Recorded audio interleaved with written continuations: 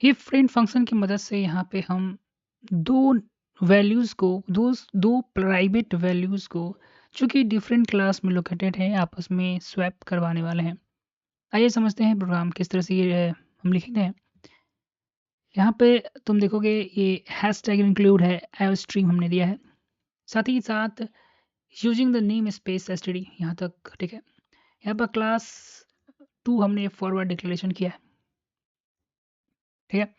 Class 1 जो है यहाँ पर क्लास 2 हमने डिक्लेयर फॉरवर्ड डिक्लेरेशन इसलिए किया है ताकि C1 में जब हम क्लास 2 को यूज़ करें तो कंपाइलर को ये पता हो कि C2 जो है वो क्या है।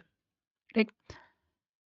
इसके बाद हमने C1 ने क्लास एक बनाया जहाँ पर इंट वैल्यू जो है एक वैल्यू हमने डिक्लेयर किया है जो कि इंट टाइप का है। फ्रेंड फंक्शन साथ ही साथ हमने डिक्लेयर किया है वाइड एक्सचेंज यहाँ पर C1 क्लास 1 और C2 क्लास 2 दिया है यहाँ पर एज परसेंट यहाँ सिंबल दोनों में इसलिए हमने दिया है ताकि हम जो यहाँ वैल्यू जो है वो पासिंग बाय रेफरेंस हम देने वाले हैं। एक्चुअल वैल्यू अगर हम देते हैं एक्सचेंज में तो वैल्यू जो एक्चुअल अगर वैल्यू आप भेजिएगा रेफरेंस उसका हम अगर नहीं भेजेंगे तो हम जानते हैं कि अगर एक्चुअल वैल्यू भेजने पर क्या होता है कि उसका एक फ़ोटो कॉपी जाता है। तो फ़ोटो कॉपी में कोई भी बदलाव अगर होगा तो उसका ओरिजिनल वैल्यू में कोई भी इफ़ेक्ट नहीं होगा। इसलिए यहाँ पे हम जो हैं वो एज़ अ रेफरेंस भेजने वाले हैं। इसलिए हमने इसे फ़ंक्शन को डिक्लेयर किया है। साथ ही साथ वॉइड इंट डाटा जो कि ए हमने लिया है जो कि वैल्यू ए में वैल्यू पुट करने के काम आएगा। वॉइड डिस्प्ले हमने एक प्रोग्राम बनाया है जो कि वैल्यू वीएल को प्रिंट करने के काम आ रहा है यानी कि डिस्प्ले करने के आ रहा है हमारे क्लास यहाँ पे क्लास 2 हमने यहाँ पे डिक्लेयर करके रखा है।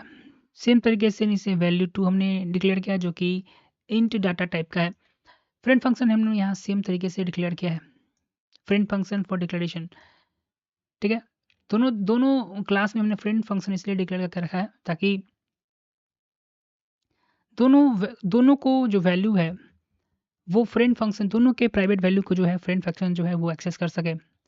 सेम तरीके से वाइड हमने इंट डाटा जो है वो वैल्यू 2 को इंट वैल्यू 2 में वैल्यू पुट करने का काम कर रहा है और डिस्प्ले जो है वैल्यू 2 को यहाँ पे आप देखेंगे तो वो प्रिंट आउट करने के काम आ रहा है। यहाँ पर फ्रेंड फंक्शन को हमने डिफाइन किया है सेपिंग वैल्यू को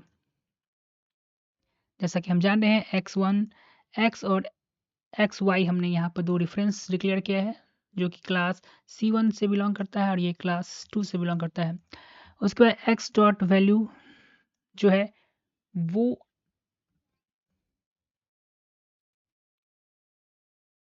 उसके बाद हमने क्या किया है कि ये प्रोग्राम जो हमने एक्सचेंज का प्रोग्राम रखा है जहाँ पर दो वेरिएबल हमने डिक्लेयर कर रखा है एक्स और वाई जो कि उस वेरिएबल को रेफरेंस में रिप्लेस कर देगा। यहाँ पर देखोगे इंट नाम का एक हमने वेरिएबल डिक्लेयर किया है। इंट नाम का जो इंट नाम का जो वेरिएबल है इंट नाम का जो वेरिएबल है वो क्या करेगा माउस यहाँ पे पकड़ में नहीं आ रहा से एक मिनट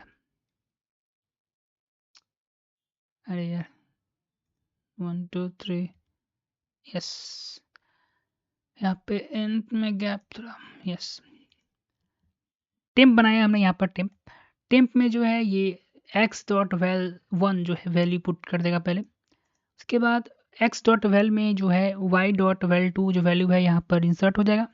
फिर टेम्प का वैल्यू जो हमें वाई डॉट वैल्यू 2 में जो है वो इंसर्ट कर देंगे। इन इन मेन की बात करते हैं तो यहाँ पर हमने दो ऑब्जेक्ट डिक्लेयर करेंगे C1 और C2 टाइप का। इसके बाद इसको C1 C2 को में वैल्यू हम इंसर्ट करेंगे जैसे 34 जो है वो सेट वैल्यू जो है 34 चला जाएगा आपको C1 ऑब्जेक्ट में और C2 में वैल्यू 2 में 67 चला जाएगा। बिफोर एक्सचेंजिंग करने से पहले before the exchanging in the value of the value of C1 का पुट करेंगे। उसके बाद C1 dot display display display the value of all ठीक है display the value of all value 1। उसके बाद ये जो है सी आउट वो वैल्यू 2 का डिस्प्ले कर देगा। ठीक है, उसके बाद यहाँ पर C1 और C2 में हमने एज अ ऑब्जेक्ट का डिफरेंस भेज दिया। उसके बाद आफ्टर एक्सचेंजिंग ये क्या होगा, आफ्टर एक्सचेंजिंग जो वैल्यू है यहाँ पर स्क्रीन पर आपको दिखाई दे देगा। इसे हम रन करवाते हैं। रनिंग होने के बाद आप देखेंगे रिजल्ट में आपको दिखेगा बिफोर एक्सचेंजिंग जो हमारा वैल्यू था C1 का 34 था और C2 का वैल्यू 67 था। आफ्टर एक्सचेंजिंग जो है C1 का वैल्यू 67 हो गया और C2 का वैल्यू 64 हो गया है।